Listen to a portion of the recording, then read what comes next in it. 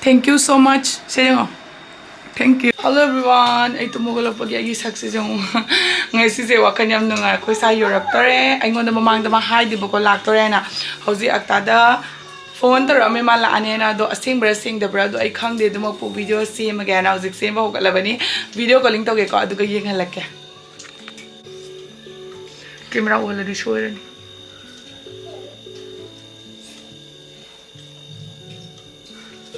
Hello? काय झालं ना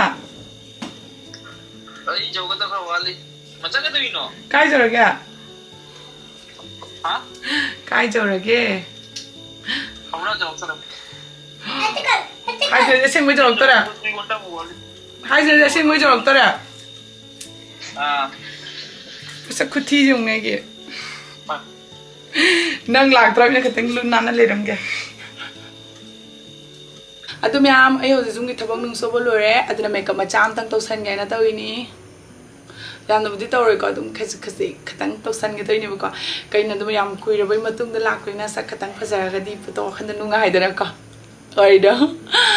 औदगी लिपस्टिक से यामनदि फजबनि कलर से कैमरा जे फजरे फजद्रे हंगे अदुगा अखोय साइन यामना पामजबा सिदा लेरे को सिगी परफ्यूम से रमदि यामना सु होंगे यामना होंगे कायना मन नुसिदबनि नते को सिगै सिगा होंबगि मतुंगिना मखन मखन gi manung su yawi ni manung siga yungnya awni ko nongmana ma thabu su yare aduga sigi makhan se taruk mu yawe magi maming amamam loina leire aduga ko India da si technology yaw ba habadi yamna long lasting oiba perfume ni amu pu thangragadi numini ni khumni phawa magi manam do kok tabani ke se NEUD kini pot se ko gi punamak ko na packet hapchalaga su pu boya ni pitru ko pikne yam nusi ko pocket friendly oiba ka habdo aduga siga makhan se taruk yaw jo ma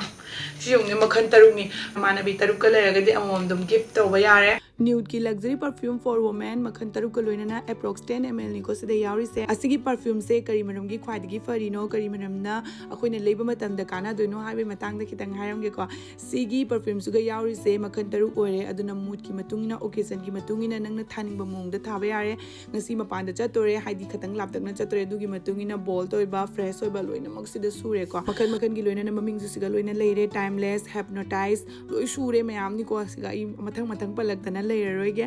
aduga mai packaging su yamna ko yengba yam obsessed oye pitru ko pic na yam nushi bado magi ID cute ko oiba ko packaging se aduga ko na thaba matam da kitang laptak na ko gi mangak sham da natraga managi maning da thabi ga dabni 10 to 15 cm distance ka loina na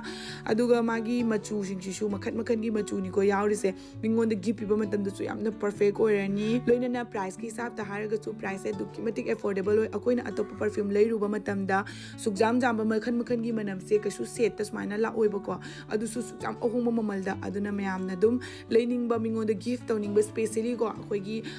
koi school chatpa da gaidi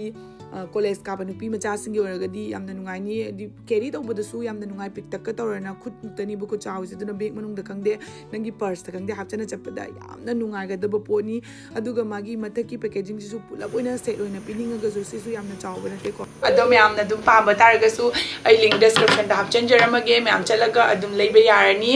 aduga asisimadi ai orani bu ko ado ai dum leishana thamini adum ingon da gipi recipe ni haina khusga leminai ba iman bising da su dum gipi bagi matang la ashu haina ne ena loksalaga su thambane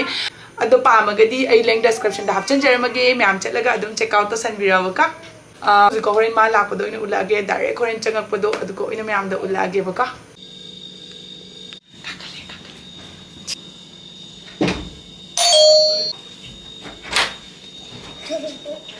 Kone ikai ta jang ai do myam harau nu slore ikai ben slore hai do rang de mangon de masak jing no wangang bu pau da ngam de bako kai no khang de akha ku roi matung da u na tawi kai na papa da kai na amalo amadang lo ya se te poni thamos mana laise Jammu Kashmir de lakpani na apples myam ma pure e aduga thajadabida ko ai give amasu mana puraga laame aise sungda thajadeba mana piba matam da su video lowi ga se wathi tani ko ngangi se aduga kondang de di aina haidokna jengba matam da asing maki thokle ba ko si se kurta tu na bagi salwar tunabagi suit ni ado yam thina phajai moi Kashmir gi duni bako machu ani lebirae aduga yam sathina su pame tam yam ai gi video se side dum loishillage ko ngasi gi di matung da sang no ina namak ko Ani mak jawgi. Ina masin thi gi. thank you so much serengo thank you ya asang bagada nya moi ada phang basidi aseng mani ne chaning nge bako